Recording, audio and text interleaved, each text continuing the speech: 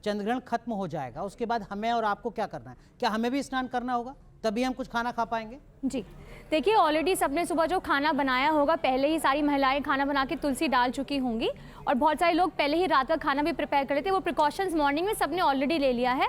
जो सबसे खास ख्याल रखने की ज़रूरत है, मैं बार बार कह रही हूँ कि नेगेटिव ऊर्जा प्रोड्यूस होती है ग्रहण के दौरान, तो आपको भी स्नान करना चाहिए, हम सभी को स्नान करना चाहिए। अगर आप किसी कारणवश आप बीमार है, आपको बुखार है, आप स्नान नहीं कर पा रहे, दो ऐसे खास उपाय आप कर ले जिससे नेगेटिविटी हट जाएगी। पहला, एक बाल्टी में ढेर सारा पानी भर ले, उसमें 2 चम्मच नमक डालकर अपने पाँव को डिप कर लें और भगवान से प्रार्थना करें जो भी नेगेटिविटी आपकी बॉडी ने इस टाइम पे पिक की है, जो भी बॉडी आपकी इस टाइम पे नेगेटिविटी आई है, वो सारी की सारी बकेट में रिलीज हो जाए।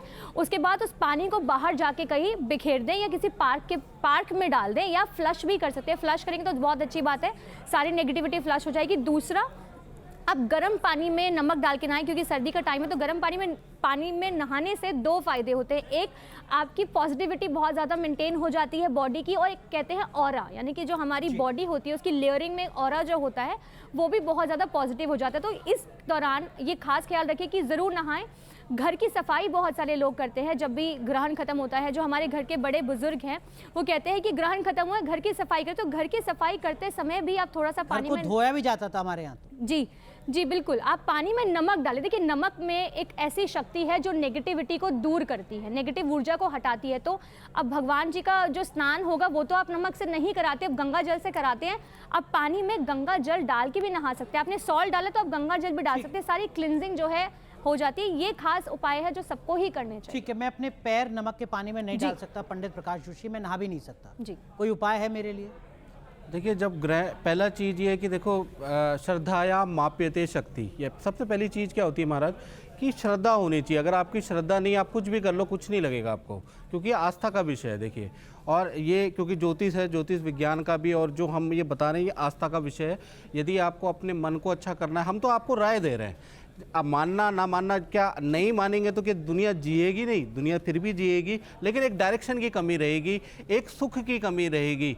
तो आपको अगर सुखी रहना है या अपने जीवन को एक और अच्छा एनर्जाइज करना, अपने आप को अप टू डेट करना, अपने मन को अप टू डेट करना है, तो थोड़ा मानना चाहिए। मानने में क्या जाता है, एक बार मान तो मैं रहा हूं, लेकिन मेरा शरीर सामर्थ्य नहीं दे पा रहा है। हाँ, शरीर यदि आपका नहीं नहा पा रहा, हाँ, नहीं नहा पा रहा, नमक के पानी में नहीं डाल पा रहा। ठीक है, तो आप पंच स्नान कर लीजिएगा। पंच स्नान क्या होता है? पंच स्नान का मतलब ये होता है कि आप क्या करना है, थोड़ा सा गंगा जल ले लीजिएगा, रुमाल गीला कर लीजिएगा, ठीक है जी, अपने हाथ पाँव उससे पूछ लीजिएगा, अपना मुंह पोंछ लीजिए, अपना कान पोंछ लीजिए, अपना सर पोंछ लीजिए, बस हो गया। पंच स्नान का भी विधान है हमारे शास्त्र में, तो पंच स्नान तक का विधान है, तो आप शुद्ध हो गए। दास जी, हम चांदी से शुरू हुए थे, सफेद फूल पर आए थे, स्नान से शुरू हुए और पंच स्नान पर आ गए। ये जो फ्लेक्सिबिलिटी है, ये खूबसूरती है या वक्त के साथ बदलती गई है, जिस पर विचार करने की जरूरत है।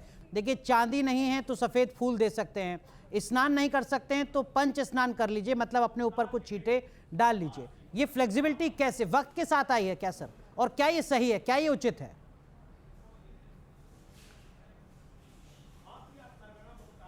किसी मूल कर्तव्य या कृत्य के प्रति उसके उपकृत्य को प्रदर्शित कर देना, ये भारतीय परंपरा का एक बड़ा सौंदर्य है। लेकिन मैं यहाँ इस बात को बहुत दृढ़ता के साथ कहना चाहता हूँ कि हमारे धर्मशास्त्र के जो विद्वान हैं, और धर्मशास्त्र जिसका लेखन भारत रत्न से विभूषित डॉक्टर पांडुरंग वामन काणे ने किया, जिस पर ग्रंथ पर उन्हें भारत रत्न मिला 1963 में, वे एक वाक्य लिखते हैं ग्रहण के ऊपर, यह सुनना चाहिए और दर्शकों तक ये बात पहुंचनी चाहिए। डॉक्टर पीवी काणे कहते हैं कि ग्रहण दर्शन पर प्रथम कर्तव्य है स्नान करना। ऐसा आया है कि राहु देखने पर सभी वर्णों के स्त्री पुरुष अपवित्र हो जाते हैं, अतः उन्हें सर्वप्रथम स्नान करना चाहिए, तदुपरांत ही अन्य कर्तव्यों और कृत्यों का संपादन करना चाहिए। जैसे ग्रहण के पूर्व बने हुए भोजन का त्याग कर देना चाहिए। अब स्नान कहाँ करे, कैसे करे, इसका वहाँ विधान उन्होंने जितना किया है वह मैं दर्शकों तक न्यूज नेशन के माध्यम से पहुँचा रहा हूँ। वे ये जरूर कहते हैं कि स्नान ग्रहण के उपरांत शीतल जल से करना चाहिए, लेकिन यह नियम वृद्ध, रोगियों, बालकों एवं गर्भवती स्त्रियों के लिए लागू नहीं है। गर्म जल का स्नान केवल बच्चों को, बूढ़ों को, रोगियों को एवं गर्भवतियों को करना चाहिए, बल्कि यहाँ एक बात बहुत महत्वपूर्ण है जो लोग प्रायः पूछ रहे होंगे, और मेरे को किसी ने पूछा अभी मैसेज करके कि यदि किसी के घर में जन्म या मृत्यु का आशौच लगा हुआ हो, जी। मान लीजिए किसी के घर मृत्यु का 10 दिन का आशौच 12 दिन का चल रहा है या जन्म का आशौच चल रहा है, उनको क्या करना चाहिए? तो धर्मशास्त्र का विधान है कि जन्म और मरण के आशौच में भी ग्रहण के उपरांत जब ग्रहण पूरा हो जाए तो स्नान करना चाहिए। यह विधान धर्मशास्त्र ठीक के है। विद्वानों ने किया है। लेकिन शास्त्री अतः कौशल- जी, जैसा अभी प्रियंका जी बता रही हैं, वे जी आप कंप्लीट वे ही बता पाएंगे कि इसमें जल में क्या मिलाना चाहिए और क्या नहीं। जी ठीक है, लेकिन जी, आपने जी, कहा मेरी कि बात- शीतल जल से स्नान करना चाहिए। प्रियंका टंडन कह रही हैं कि गर्म पानी से अगर आप नहाएं तो ज़्यादा बेहतर है, पॉजिटिविटी आएगी। अब आदमी क्या करे? फिर यहाँ पर कंफ्यूजन पैदा हो रहा है। वो मैंने कहा शास्त्री salt कौशलेंद्र water, दास जी की salt बात को water। माने, प्रियंका टंडन Salt जी की water। बात को माने, या इस वक्त जम्मू कश्मीर, हिमाचल, उत्तराखंड जहाँ पर ठंड बहुत ज़्यादा है, जहाँ ठंडे पानी से नहीं नहाया जा सकता हम जैसे लोगों से, वो प्रियंका टंडन जी की बात को मानना ज़्यादा पसंद। अनुराग जी, मैं बीच में बोल रहा हूँ, बात को क्षमा करेंगे। अनुराग जी क्षमा करेंगे, मैं बीच में ही कहना चाह रहा हूँ कि ये जो ठंडे जल की बात करी है ना, ये इसलिए करी है कि ग्रहण के बाद तीर्थ स्नान का विधान है। अब तीर्थ स्नान तो मान लीजिए मैं जयपुर में हूँ, तो कोई आदमी कहाँ तीर्थ में स्नान करने जाएगा? तो उस तीर्थ में जिस तरह से शीतल जल ही प्राप्त होता है, कोई गंगा में स्नान कर रहा है, गोदावरी में कर रहा है, यमुना में कर रहा है, प्रयागराज में कर रहा है, पुष्कर में कर रहा है, तो वो कहाँ से तीर्थ में गर्म जल लाएगा? उस भावना को बल देने के लिए, उसी भावना को बलवती बनाने के लिए शीतल जल का प्रयोग शास्त्रकारों ने किया है। लेकिन कोई अस्वस्थ है, वृद्ध है, बालक है, गर्भवती स्त्री है, उनके लिए गर्म जल का विधान है।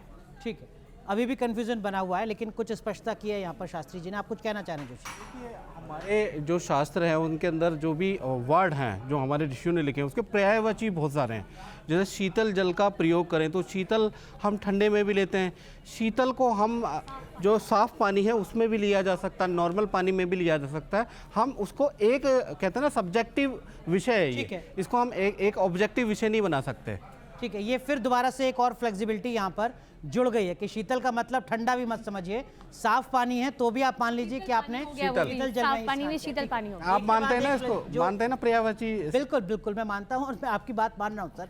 लेकिन डॉक्टर अरविंद त्रिपाठी जी, सूर्य ग्रहण लगभग 6:30 बजे के आसपास खत्म हो जाएगा अलग अलग जगहों पर। सूर्य ग्रहण नहीं, चंद्र ग्रहण। सॉरी माफ जी। कीजिए, चंद्र ग्रहण लगभग 6:30 बजे खत्म हो जाएगा अलग अलग जगहों पर अलग अलग वक्त। जी। चंद्र ग्रहण खत्म होने के बाद क्या करना है? स्नान करना है, इस पर तो चर्चा हो गई, इसके अलावा और क्या? देखिए, चंद्र ग्रहण के बाद तत्काल हर व्यक्ति को जो स्वस्थ है, स्नान करने की स्थिति में है, उपयुक्त जगह पर है, तो उसको स्नान जरूर करना चाहिए। और स्नान करने के बाद उसको दान करना चाहिए, पुण्य करना चाहिए। दान में सफ़ेद वस्तु का दान करे, आटा है, चावल है, दूध है, दही, जो उसको मिल जाए सामर्थ्य के हिसाब से, जो उसकी क्षमता उस हिसाब से करना चाहिए। और व्यक्ति को अपने घर जहाँ रह रहा है उस घर की साफ़ सफाई करनी चाहिए, क्योंकि उसमें कीटाणु आ जाते हैं जो विषैले होते हैं। तो अपने घर को साफ़ करना चाहिए, स्नान करना चाहिए, स्नान करने के बाद दान करना साफ चाहिए। सफाई करने वाली जो महिला हैं वो तो अगले दिन सुबह ही आएंगी फिर घर पर। नहीं, खुद फ्लैट में खुद भी सफाई तो करने खुद के भी तो कर सकते हैं, खुद भी कर सकते हैं। खुद की बात मैं कर रहा हूँ जी। कोई जरूरी नहीं, जिनके घर में नौकर तो सब रख नहीं सकते, नौकर रखने की क्षमता सबके पास नहीं है, तो ये हम जनरल एक बात कर रहे हैं। तो साफ सफाई करें, नहा धोए और स्नान करें। स्नान करने के बाद दान करना सबसे बेहतर होगा और अच्छा रहेगा इसके बाद। जी, दान उसी दिन करना है, मतलब चंद्र ग्रहण के खत्म होने के बाद? तुरंत स्नान करना चाहिए। स्नान करने के बाद दान करना चाहिए। दान करने के बाद ही कोई चीज़ खाना चाहिए। और ध्यान रखना चाहिए कि जो पकी पकाई चीज़ें उसको नहीं खाना है। अगर आपने पहले से व्यवस्था कर रखा है, अगर उसमें तुलसी दल आपने डाल रखा है, कुसा डाल रखा है, गंगा जल डाल रखा है, तब तो आप खा सकते हैं। अदरवाइज आप दूसरा बना करके खाना आपके लिए बेहतर होगा। क्योंकि कई बार क्या होता है कि जब ग्रहण लगता है तो उसमें बहुत ऐसी चीज़ें होती हैं जो बेकार हो सकती हैं, तो ऐसा ना करें। उसके पहले आप व्यवस्थित कर लें, तो कुसा डाल लें, तुलसी दल डाल लें, ताकि वो खाना बेकार ना हो जाए। शास्त्री जी देखिए, फिर वही एक सवाल एक बार फिर खड़ा होगा जिस पर वैज्ञानिक पक्षकारों की एक अलग दलील होगी। मैं अपना डिनर साथ में कैरी करके लाया हूँ, चंद्र ग्रहण खत्म होने के बाद मैं ऑफिस में ही डिनर करूंगा जो सुबह का बना हुआ है। अब ऐसा क्या होगा कि उसमें अगर तुलसी दल नहीं डला हुआ है तो मैं बीमार पड़ जाऊंगा, कोई वायरस की गिरफ्त में आ जाऊंगा, और अगर तुलसी दल डला हुआ है तो मैं ठीक रहूंगा? शास्त्री जी। देखिए अनुराग जी, आपकी बात बिल्कुल, आपका जो कथन है वह वैज्ञानिक कथन है। और मैं याज्ञवल्क्य स्मृति की एक बात आपको बताता हूँ, जिस पर मिताक्षरा नाम की टीका विज्ञानेश्वर ने 11वीं शताब्दी में की है। मैं उसकी एक बात आपको सुनाता हूँ। वे कहते हैं कि जो कर्मचारी हैं, सेना में हैं, शासक हैं, उन लोगों को आशौच से प्रायः मुक्त किया गया है। आप बताइए, पुलिस आशौच मानने लग जाए, कर्मचारी आशौच को मानने लगे, तो ऐसा नहीं है। आप जो लाए हैं उसको बिल्कुल कर सकते हैं, क्योंकि आप तो स्वयं, यदि आप घर पर होते और फिर यदि बिना स्नान किए आप यदि भोजन करते, तो मैं अनुराग जी को कहता कि अनुराग जी मामला जम नहीं रहा।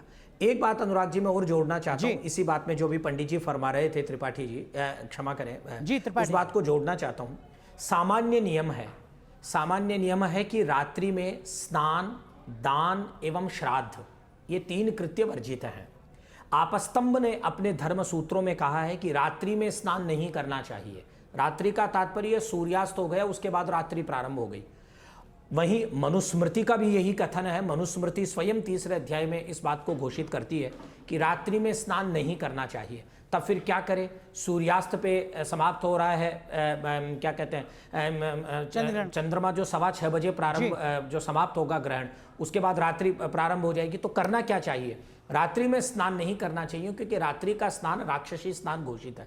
लेकिन यह ध्यान दीजिए आप, हमारे धर्मशास्त्रों का यह कथन है कि ग्रहण उपरांत स्नान करना ही है, भले ही वह रात्रि 10 बजे खत्म हो, 12 बजे खत्म हो, या 11 बजे खत्म हो, या 6 बजे खत्म हो, क्योंकि ग्रहण के उपरांत स्नान करना, दान देना और श्राद्ध करना यह अपवाद है।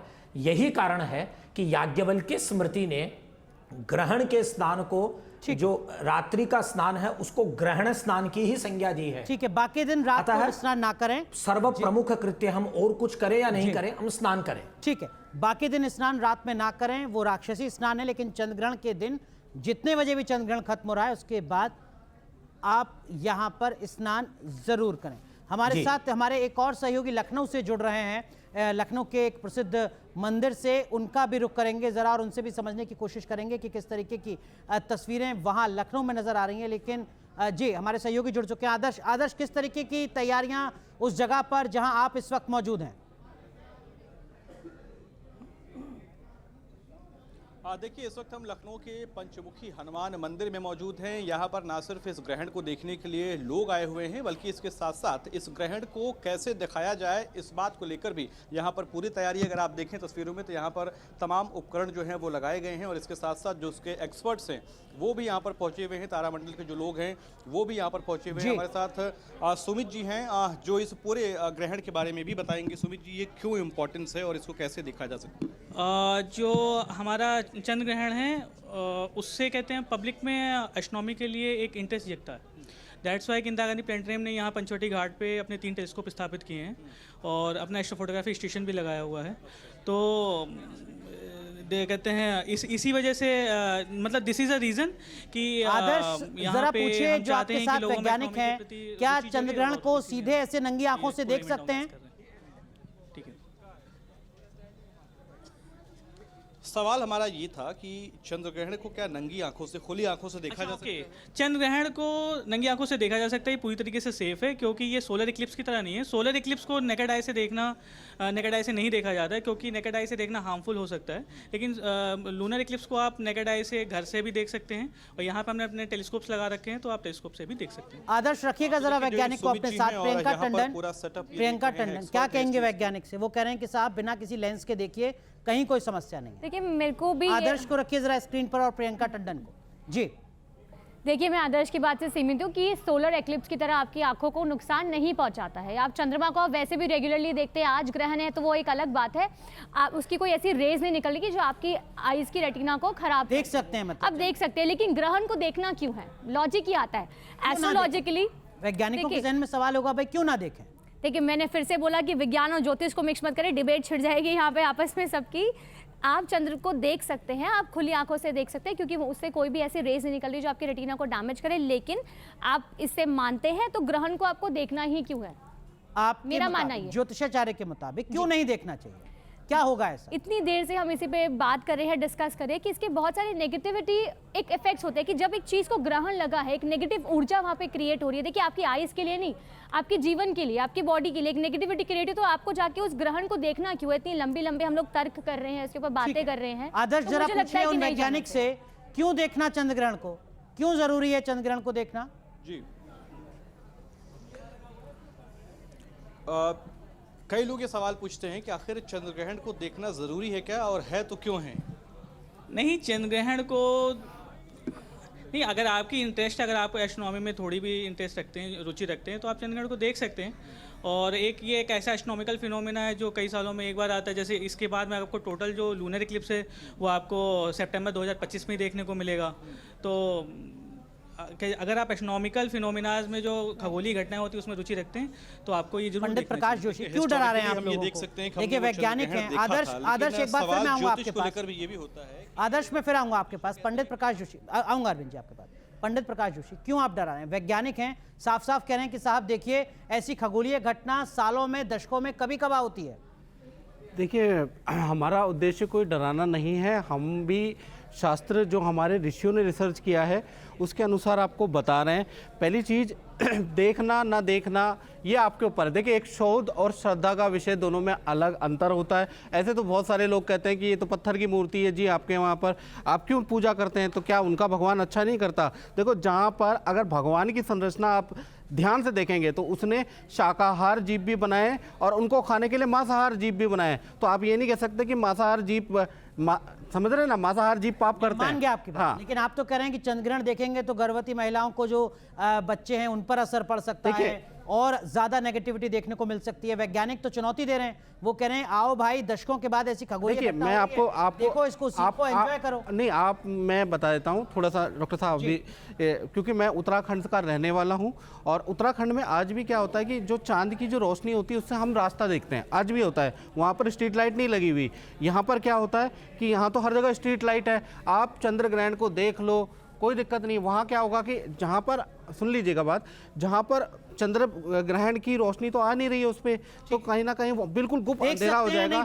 मैं आपको बता रहा हूँ ना, गुप्त अंधेरा हो जाएगा। सीधा सीधा बताइए। हाँ, मैं सीधा सीधा इसका जवाब नहीं है ना, इसका जवाब पहले ये क्यों बनाए इसको जानना जरूरी है। अगर मैं सीधा सीधा बोलूं, आप कोई सीबीआई तो है नहीं, हाँ या ना? मैं तो आपसे जिज्ञासावश सवाल पूछ रहा हूं सर। हाँ, मैं आपको उसका छात्र के नाते जिज्ञासावश सवाल आपसे, मैं भी आपको एक गुरु के नाते एक अच्छा जवाब दे रहा हूँ कि उत्तराखंड में आज आप जाएंगे तो वहाँ अंधेरा होता है रास्तों पे, और अंधेरे में जानवर नुकसान करते हैं, जानवर हमला करते हैं। इसलिए क्या है, आज की डेट में तो क्या है कि हर जगह पे स्ट्रीट लाइट सर अब ये विषयांतर लगी हुई है। मुझे ये बताइए, उत्तराखंड हाँ, नहीं, मैं तो केरल की भी बात कर रहा हूँ। हाँ। चंद्र ग्रहण में चंद्रमा को देखें या ना देखें?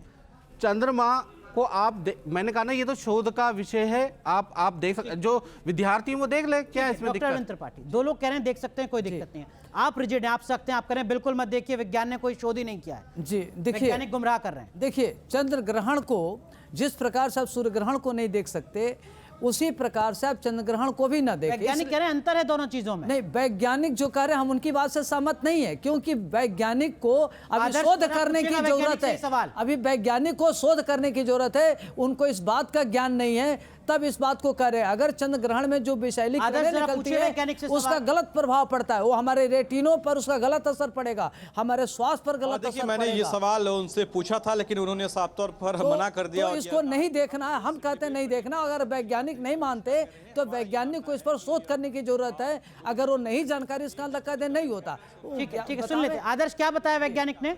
आदर्श को लाइए प्लीज स्क्रीन घटना जो होती है वो कैसी होती है। जी आदर्श, आदर्श बताइए प्लीज। देखिए, हमने ये वैज्ञानिक से सवाल पूछा और उन्होंने साफ तौर पर ये कहा कि हम इस डिबेट पर नहीं पढ़ना चाहते हैं कि आखिर चंद्र ग्रहण या फिर सूर्य ग्रहण ज्योतिष के मुताबिक देखना चाहिए या नहीं देखना चाहिए। उनका साफ तौर पर ये कहना था कि हिस्टोरिकली इसका इम्पोर्टेंस है और उसके लिहाज से ही इसको देखना और समझना चाहिए। ठीक है, ठीक है, वैज्ञानिक नहीं है, वैज्ञानिक है नहीं इस वक्त, डॉक्टर अरविंद त्रिपाठी, इसलिए वैज्ञानिक होते तो आपके जो तर्क है उनका जवाब मैं उनसे जरूर लेता। नहीं, एक बार मैं दर्शकों का कंफ्यूजन दूर कर दीजिए। जी, ठीक है, संक्षेप में देखिए, जो ग्रहण काल होता है, ग्रहण काल में जो रश्मियां निकलती हैं उसमें कई प्रकार की जो अल्ट्रावायलेट किरणें होती है वो स्वास्थ्य के लिए हानिप्रद होती है, जो नेकेड आइस आप नहीं देख सकते। तो ऐसे परिस्थिति में ज्योतिष का काम क्या होता है कि वह व्यक्ति को आगाह करता है, मार्गदर्शक का काम करता है, और ज्योतिषियों ने इस पर पूरा शोध किया है, देखा है कि उसका क्या प्रभाव पड़ता है। जैसे गर्भकाल में अगर कोई भी बच्चा पेट में है, देखते होंगे कि अगर माँ उसकी नोकीली चीज़ें प्रयोग करती या सोई रहती है तो देखते होंगे बच्चे विकलांग पैदा होते हैं, तमाम तरह के मेंटली रिटार्टेड होते हैं। क्या एक प्रकार का शोध का विषय, इस पर वैज्ञानिकों को भी शोध करना चाहिए, तब ज्योतिष का विरोध करना चाहिए। आपको जानकारी ज्योतिष के बारे में है नहीं और आप विरोध करते हैं। डिटेल्ड एक चर्चा करेंगे ज्योतिष बनाम विज्ञान पर। जी प्रियंका टंडन, ये जो चंद्रग्रहण आज पड़ रहा है और उसमें आपने वो तमाम राशियां बताई जिनके लिए अमंगल हो सकता है, ये जो अमंगल फैक्टर है ये कितने दिन तक प्रभावी रहेगा? देखिए, कम से कम जो ग्रहण का असर है वो आपके जीवन में 2 महीने तो रहता ही है। आपकी लाइफ में जितने भी, फिर मैं एक बात बोलूँगी, आपके नक्षत्रों पे बहुत डिपेंड करता है, आप कौन से नक्षत्र में पैदा हुए हैं, आपके ग्रह जो है कौन से घर में है, उस पर ये सारी डिपेंडेंसी ज़्यादा जो है मेरे को लगता है कि डिपेंड करती है। उसके हिसाब से ही उसके मतलब हर मेष राशि वाले के लिए अमंगल है, ऐसा नहीं है? नहीं, बिल्कुल भी नहीं, क्योंकि आपके नक्षत्र, देखिए आप अलग जन्म जो आपका स्थान है वो अलग है, अलग समय है, आपकी राशि अलग बनती है, आपके नक्षत्र अलग बनते हैं, तो हर राशि वालों के लिए खराब नहीं हो सकता। क्योंकि हो सकता है कि आपकी मेष राशि है तो आपका चंद्रमा उच्च का हो, आपका चंद्रमा बहुत अच्छा प्रभाव दे। सो सबके लगन की और उसकी प्लेसमेंट ऑफ द प्लैनेटरी उसकी चार्ट में कैसी है उस पर ठीक है, लेकिन असर जो होगा वो 2 महीने तक लगभग रहेगा। जी।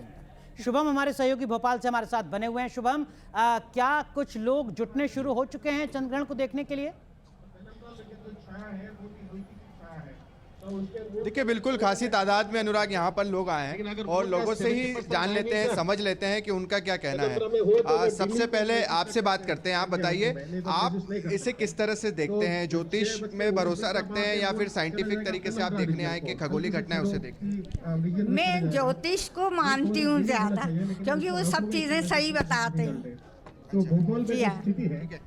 अनुराग जी, इनके साथ ही इनकी पोती भी है, उनसे भी बातचीत करते हैं। आपकी दादी तो ज्योतिष में भरोसा रखती है, आप भी ज्योतिष में या फिर साइंटिस्ट में? मैं साइंस में बिलीव करती हूँ। मैं साइंस में बिलीव करती हूँ क्योंकि ज्योतिष इन सब में मेरा बिलीव बिल्कुल भी नहीं है। साइंस में मैं बिलीव ऐसे करती हूँ क्योंकि एवरीथिंग इज साइंस, लाइक। ठीक है, आपसे बात करते हैं। आप बताइए, आप लोग यहाँ पर पहुँचे हुए हैं, इस घटना को कैसे देखते हैं आप लोग? एक अद्भुत भौगोलिक घटना है, लेकिन आप जैसे बार बार कह रहे हैं साइंटिफिक तो एक इसमें एटीट्यूड है, लेकिन मेरा एक इसमें इनपुट ये है कि ज्योतिष भी एक साइंस है, तो कुछ ना कुछ तो इसमें है जो हम शायद हमसे छूटा हुआ है। आप वहाँ पर देखने के लिए से बात कर रहे हैं और यहाँ अरविंद त्रिपाठी, प्रियंका टंडन और प्रकाश जोशी जी मुस्कुरा रहे हैं क्योंकि इनके जैसी ही बात वहाँ जो मौजूद हैं लोग भोपाल में वो कर रहे हैं। लेकिन जी संक्षेप बहुत जूते घिसे हम सब ने जी, बिल्कुल। हमें 30 साल हो गए इसमें ज्योतिष, अब लोग मानने लगे हैं।